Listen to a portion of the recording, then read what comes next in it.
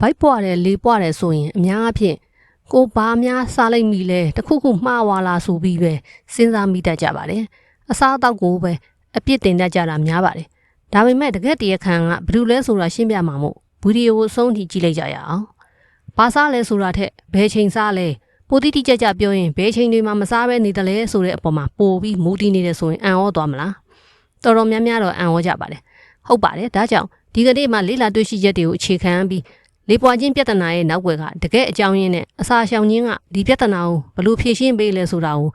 တေချာလေးတင်ဆက်သွားပါမယ်ခန္ဓာကိုယ်တွင်တန်ရှင်းရေးစနစ်အကြောင်းပေါ့အစာအိမ်နဲ့ဥလန်းကြောင်ကျန်းမာရေးလို့ပြောလိုက်တာနဲ့နေလူတွေက probiotic တွေတောက်ဖို့ဒိန်ညင်စားဖို့လောက်ပဲပြည့်မြင်ကြပါတယ်ဖြစ်ဆက်စာတွေကိုပဲဦးစားပေးစားကြင်ကြတာပေါ့တကယ်တမ်းကျတော့ကျမတို့ရဲ့ခန္ဓာကိုယ်ထဲမှာအလိုလျောက်တန်ရှင်းရေးလုပ်ပေးတဲ့အလွန်အရေးကြီးတဲ့ဇီဝကမ္မဖြစ်စဉ်တစ်ခုရှိနေပြီးတာပါအဲ့ဒီဖြစ်စဉ်ဘလို့အလုပ်လုပ်တဲ့ဆိုတာကိုတခြားနားလည်သွားရင်စားတောင်နေတဲ့ပုံစံတွေကိုအလိုလိုပြင်ဆင်ခြင်းစိတ်တွေပေါ်လာပါလိမ့်မယ်လေးပွားတာကိုဘလို့ဖြည့်ရှင်းလဲဆိုတာမစင်စားခင်လေးပွားခြင်းကဘယ်ကနေစဖြစ်လာလဲဆိုတာကိုအရင်ကြည့်ကြရအောင်လေးလာချက်တွေရဘိုက်ကယ်တယ်ဆိုတာဥဒိန်ထဲမှာရှိနေတဲ့အစာတွေကိုဘက်တီးရီးယားတွေကကစောဖောက်လိုက်တဲ့အခါထွက်လာတဲ့ဓာတ်ငွေတွေကြောင့်လို့သိရပါတယ်အဲ့ဒီဓာတ်ငွေတွေကဥဒိန်ထဲမှာပိတ်မိနေတော့ဖောင်းကားလာပြီးနာကျင်တဲ့ခံစားချက်ကိုဖြစ်စေတာပေါ့ဥဒိန်ထဲမှာဘက်တီးရီးယားတွေရှိနေလို့ဖြစ်ရတာပါတကယ်တော့ဥဒိန်ရဲ့အဓိကတာဝန်ကကျမတို့စားလိုက်တဲ့အစားအစာတွေစီကနေအာဟာရဓာတ်တွေကိုစုပ်ယူပေးဖို့ပါအဲ့ဒီလိုအာဟာရစုပ်ယူတဲ့လုပ်ငန်းစဉ်ချောချောမွေ့မွေ့ဖြစ်ဖို့အတွက်ဥဒိန်ထဲမှာဘက်တီးရီးယားတွေအများကြီးမရှိသင့်ပါဘူး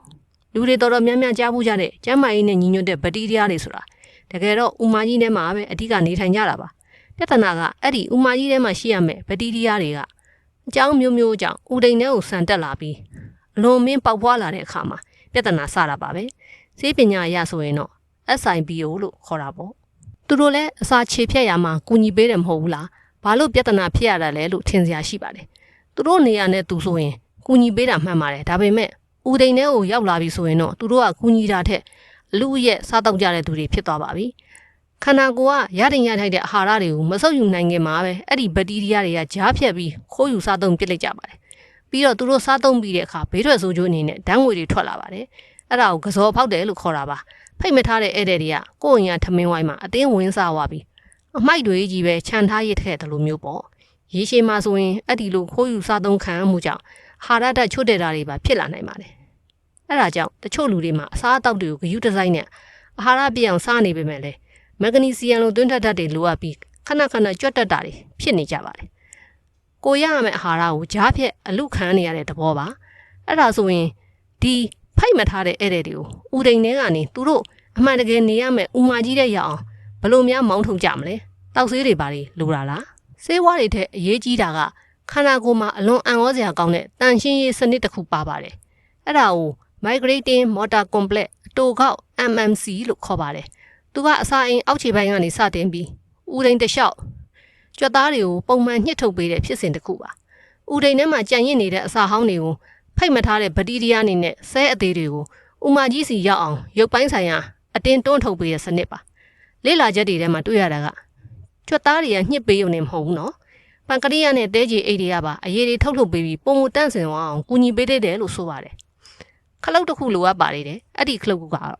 မော်တီလင်လို့ခေါ်တဲ့ဟော်မုန်းပါမော်တီလင်ကဘလို့အလုပ်လုပ်တာလဲဆိုရင်ဒီဟော်မုန်းထွက်လာမှတာ MMC စနစ်ကြီးစတင်လက်ပတ်နိုင်မှာပါဒီနေရာမှာစိတ်ဝင်စားစရာအကောင်းဆုံးဇီဝကမ္မဖြစ်စဉ်တစ်ခုရှိပါတယ်ခန္ဓာကိုယ်ထဲမှာအင်ဆူလင်ဟော်မုန်းနဲ့မော်တီလင်ဟော်မုန်းဆိုတာတစ်လှည့်စီအလုပ်လုပ်နေတဲ့မန်နေဂျာ2ယောက်လိုပါပဲအင်ဆူလင်ဆိုတာကကျမတို့အစာစားလိုက်တဲ့အခါထွက်လာတဲ့ဟော်မုန်းပါတွေးတဲ့ကြားဓာတ်ကိုထိန်းညှိပေးတဲ့ဟာပေါ့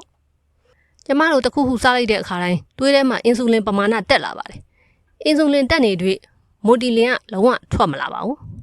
ဆိုလိုတာကအစာစားနေတဲ့အချိန်ဒီမှာတန်ရှင်းရေးစနစ်ကလုံးဝအလုံးမလုပ်ဘူးဆိုတဲ့သဘောပါအင်ဆူလင်က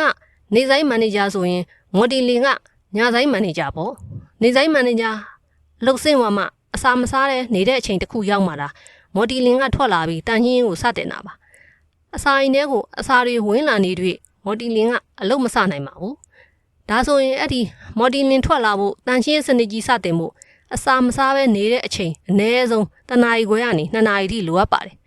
်ဒါကအစာအိမ်ထဲကအစာတွေဥဒိန်ထဲကိုရောက်သွားပြီးအင်ဆူလင်ပမာဏပြန်ကျသွားဖို့လိုအပ်တဲ့အချိန်ပါပဲအဲ့ဒီအချိန်တွင်းမှာရေတောက်လို့ရပေမဲ့ကယ်လိုရီပါတဲ့အခြားအရည်တွေတောက်လို့မရပါဘူး ကော်ဖီလေးတငုံလောက်ဆိုပြီးတောက်လို့လည်းမရပါဘူးတကြားပါတဲ့ကော်ဖီလေးတငုံလောက်ဝင်သွားရင်တော့အင်ဆူလင်ပြန်တက်လာပြီးတန်ဟင်းရေးစနစ်ကမစတော့ပါဘူးတနာရီခွဲကနေ2နာရီဆိုတာတောင်အဲ့ဒီစနစ်လေးစတင်ဖို့ပဲရှိပါသေးတယ်တန်ရှင်းရေးလုပ်ငန်းစဉ်ကြီးပြီးသွားတာမဟုတ်ပါဘူးဒီတနာရီခွဲလောက်ကြာပြီးစနစ်ကစတင်သွားပြီဆိုရင်အမိုက်တွေဖြစ်တဲ့အစာဟောင်းတွေဘက်တီးရီးယားတွေကိုဥမာကြီးတဲ့လုံးဝရောက်အောင်တွန်းထုတ်ဖို့ကနောက်ထပ်တနာရီနဲ့45မိနစ်ခန့်အချိန်ယူရပါသေးတယ်။ဦးလန်းချောင်းတစ်လျှောက်အဆင့်ဆင့်တွန်းထုတ်ရတာကိုဒါကြောင့်တန်ရှင်းရေးတစ်ခေါက်အပြည့်အဝပြီးမြောက်ဖို့အတွက်ဆိုရင်အစာစားပြီးအချိန်ရတွက်ချင်းစုစုပေါင်း3နာရီနဲ့45မိနစ်ခန့်အချိန်ကြာတတ်ပါတယ်။3နာရီ45မိနစ်ဆိုတော့တော်တော်ရှည်တဲ့အချိန်ပါပဲ။ကိုက3နာရီလောက်တော့အစာမစားပဲနေလိုက်တယ်။တန်ရှင်းရေးကလည်းလမ်းတစ်ဝက်ရောက်နေပြီးအဲ့ဒီအချိန်မှာဘိုက်လေးနည်းနည်းစားလာလို့တရေစာနည်းနည်းလေးဥပမာကိုကြီးတစ်ချက်လောက်စားလိုက်မိတယ်ဒါမှမဟုတ်တတိဖြော်ရည်တငုံလောက်တောက်လိုက်မိတယ်ဆိုပါစို့အဲ့ဒီအချက်ကလူတော်တော်များများမှားတတ်တဲ့အချက်ပါပဲကိုကြီးလေးတစ်ချက်ပဲဖြစ်ဖြစ်တတိဖြော်ရည်လေးတငုံပဲဖြစ်ဖြစ်ကယ်လိုရီပါတဲ့အရာခန္ဓာကိုယ်ထဲဝင်သွားတာနဲ့အင်ဆူလင်ကချက်ချင်းပြန်တက်လာပါတယ်အင်ဆူလင်တက်လာတာနဲ့ခုနကပြောခဲ့တဲ့မော်တီလင်ကအလုတ်လောက်တာရပ်သွားပါတယ်ဆိုလိုတာက MNC တန်ဟင်းလုပ်ငန်းစဉ်ကြီးချက်ချင်းလုံးဝရပ်သွားတာပါလမ်းတစ်ဝက်လောက်ရောက်နေလဲအဲ့ဒီနေရာတင်ရပ်သွားတာပါပဲနောက်တစ်ခေါက်ပြန်စခြင်းတုံညအနေပြန်စပါမယ်ဒါဆိုရင်တရေစာနည်းနည်းလေးစားလိုက်ရင်တော့အဲ့ဒီတန်ဟင်းရဲ့အလုပ်ကတုံညကနေပြန်စရမယ်ဆိုတဲ့သဘောပါပဲလက်ရှိခေတ်သစ်လူနေမှုဘဝမှာလူတွေကအမြဲတမ်းတစ်ခုမဟုတ်တစ်ခုစားနေကြပါတယ်အလုပ်လုပ်ရင်းစားတယ်ရုပ်ရှင်ကြည့်ရင်ပြောင်းမှုပေါက်ပေါက်စားတယ်ရေးစားရင်တော့ရေမတောက်ဖဲအချိုရည်တွေတောက်တယ်နေရာတိုင်းမှာစားစရာတွေရှိပါတယ်ပတ်ဝန်းကျင်မှာလည်းတရေစာစားဖို့ကြော်ညာတွေအများကြီးဆိုတော့ဒီလိုခဏခဏစားနေတဲ့အလေးအထားတွေကြောင့်ကျမတို့ရဲ့ဦးလန်းချောင်းကတနေ့လုံးအလုပ်လုပ်နေရတာပါတန်ရှင်းရေးလုပ်ချိန်မရလေးလေးဘက်တီးရီးယားတွေပိုပွားလေးလေးဖြစ်လာမှသိကြပါတယ်အဲ့ဒီလိုတန်ရှင်းရေးမလုပ်နိုင်မဲအကျွင်းကြံနေလနဲ့နှစ်နဲ့ချီပြီးစုပုံလာတဲ့အခါခုနကပြောတဲ့ SIBO လိုမျိုးဘက်တီးရီးယားတွေအလွန်အမင်းပေါက်ပွားတဲ့ယောဂဖြစ်လာတော့တာပါပဲလေပွားတာကအစားအသောက်အမျိုးအစားတစ်ခုတည်းကြောင့်မဟုတ်ပဲကိုစားတော့တဲ့ပုံစံအစားစားတဲ့အချိန်ကြီးကြားမှာအချိန်မဟပေးတာကြောင့်ဖြစ်တယ်ဆိုတာတော်တော်လေးရှင်းသွားပါပြီပြဿနာကိုတခြားသိပြီဆိုတော့ဒီလောက်အရေးကြီးတဲ့ MNC စနစ်ကိုနေ့စဉ်ဘဝမှာဘယ်လိုလုပ်နိုင်မလဲဆိုတာကိုလက်တွေ့ကြတဲ့နည်းလမ်းတွေကိုပြောကြည့်အောင်ခုနောက်ပိုင်းခေတ်စားနေတဲ့အချိန်ပိုင်းအစာရှောင်ခြင်း intermittent fasting လုပ်တာကအကောင်းဆုံးဖြည့်ရှင်းနည်းတစ်ခုဖြစ်လာပါတယ်နေ့စဉ်16နာရီလောက်အစာမစားဘဲနေလေချင်းအဲ့ဒီအချိန်တွင်းမှာ MMC ကပုံမှန်အလုပ်လုပ်နိုင်ပြီးအချိန်ချင်းတောင်တန်ရှင်းရေးလုပ်နိုင်တဲ့အချိန်ရောက်သွားပါတယ်ဒါကြောင့်လဲ fasting လုပ်တဲ့သူတွေမှာတစ်ရက်နှစ်ရက်အတွင်းနဲ့လေးပွားတာလေးတိတိတတ်တက်တာသွားတတ်ပါတယ်ဒါဟာအချိန်ပိုင်းအစာရှောင်ခြင်းရဲ့ကြီးမားဆုံးကောင်းကျိုးတွေတည်းတစ်ခုပါပဲဦးလန်းချောင်းကိုအပြည့်အဝအနာပေးလိုက်တာပါဒါပေမဲ့အချိန်ပိုင်းအစာရှောင်တဲ့လူတွေတတိထားရမယ်အချက်လေးတစ်ခုတော့ရှိပါတယ်ဘာများလဲဆိုတော့တချို့က fasting လုပ်ရင်းနဲ့ keto coffee လိုမျိုးထောပတ်ဒါမှမဟုတ်အစီပါတဲ့ coffee တွေကိုတောက်လိုက်မိကြတယ်အစီကအင်ဆူလင်ကိုတိတ်မတက်စေဘူးဆိုပေမဲ့ကယ်လိုရီပါတဲ့အတွက်အစာခြေဖြတ်မှုလုပ်ငန်းစဉ်ကိုစတင်စေပြီး MNC စနစ်ကိုတော့အနှောက်အယှက်ဖြစ်စေနိုင်ပါတယ်။ဒါကြောင့်တန်ရှင်းရေးစနစ်အပြည့်အဝအလုပ်လုပ်နိုင်မှုအတွက်အဲ့ဒီလိုကယ်လိုရီပါတဲ့ကော်ဖီမျိုးကိုအစာရှောင်ချိန်မှာရှောင်ရပါမယ်။ဒါပေမဲ့လူတိုင်းကတော့ intermittent fasting ကနေ့တိုင်းမလုပ်နိုင်ကြဘူး။မစားဘဲနေရတာကိုအဆင်မပြေဘူးဆိုတဲ့လူတွေအများကြီးရှိပါတယ်။အစာရှောင်ခြင်းကိုမလုပ်ချင်ဘူးဆိုရင်ကောဦးလန်းချောင်းတန်ရှင်းရေးအတွက်အခြားဘလို့လုပ်လို့ရမလဲ။ဒုတိယနည်းလမ်းအနေနဲ့တစ်နေ့ကိုအဓိကအစာ3နာရီပဲတိတိကျကျစားဖို့အကြံပြုပါတယ်။မနေ့စာနေ့လယ်စာညစာပေါ့အဓိကစီကံချက်ကအဲ့ဒီထမင်းအနက်တွေချားမှာအနည်းဆုံး3နာရီ45မိနစ်กว่าဟအောင်အချိန်ချပေးဖို့ပါပဲ။ကြားထဲမှာတရေစာလုံးဝမစားရပါဘူး။တကြားလုံးတစ်လုံးကော်ဖီချိုချိုတငုံတောင်မတောက်ရပါဘူး။3နာရီ45မိနစ်ဆိုတော့မနေ့စာနဲ့နေ့လယ်စာကြားမှာတစ်ချိန်နေ့လယ်စာနဲ့ညနေစာကြားမှာတစ်ချိန် MMC ကိုအလုပ်လုပ်ခွင့်ပေးလိုက်တဲ့သဘောပါပဲ။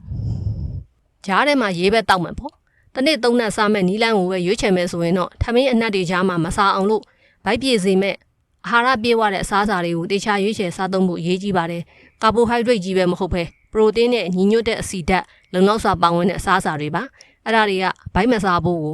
ထိန်းထားပေးနိုင်ပါတယ်အဲ့ဒီတော့မှဒါကြားထဲမှာတရေစာစားခြင်းစိတ်ကိုအလွယ်တကူကြော်လှမ်းနိုင်မှာပါတရေစာစားပြီးတော့မော်တီလင်ကထွက်မလာတော့ပါဘူးတန်ဟင်းစနစ်ကြီးရပ်သွားပြီးလေးပွားလာမယ်ပေါ့တန်တရားလဲနေတာပါပဲအဲ့ဒီတန်တရားကရုံထွက်ဖို့လိုတာပေါ့နော်ဒီကနေ့ဆွေးနွေးချက်ကိုပြန်ကြည့်ရရင်လေးပွားတယ်ဆိုတာကိုစားလိုက်တဲ့အစားအစာကြောင်ကြီးပဲမဟုတ်ပါဘူးခန္ဓာကိုယ်ရဲ့တဘာဝတန်ရှင်းရေးစနစ်ဖြစ်တဲ့ MMC ကိုသူလှုပ်တဲ့လှုပ်ထိုက်တဲ့အလုပ်ကိုလှုပ်ခွင့်မပေးပဲ အနာမပေးပဲအမြဲတမ်းတစ်ခုမဟုတ်တစ်ခုစားနေတာကြောင့်ဖြစ်တယ်ဆိုတာအလွန်ထင်ရှားသွားပါပြီခန္ဓာကိုယ်ဆိုတာသူ့လို့သူလှုပ်တတ်ပါတယ်ကျမတို့စားလိုက်တဲ့အာဟာရတွေကိုဖိတ်မထားတဲ့ဘက်တီးရီးယားတွေစီအလူမခံရဖို့နဲ့ဦးလန်းချောင်းတစ်ခုလုံးတန်ရှင်းကျန်းမာဖို့အတွက်ဘာမှမစားဘဲနေရင်းဆိုတဲ့အနာပေးခြင်းအတိတ်ကိုအရေးကြီးပါတယ်အချိန်မှန်မှန်အစာအိမ်ကိုအနာပေးလိုက်တာကလေးပွားခြင်းအတွက်အကောင်းဆုံးဆေးတစ်ခွက်ဖြစ်ပါကြောင်းတင်ဆက်လိုက်ရပါတယ်ရှင်ညံစမ်းဖြည့်ဆို့ဖို့လည်းထည့်သွင်းပေးထားပါတယ်ဒီဗီဒီယိုကတင်းအတွက်အကျိုးရှိရဆိုရင် like and subscribe လုပ်ပေးကြဖို့တောင်းဆိုပါတယ်ကျေးဇူးတင်ပါတယ်ရှင်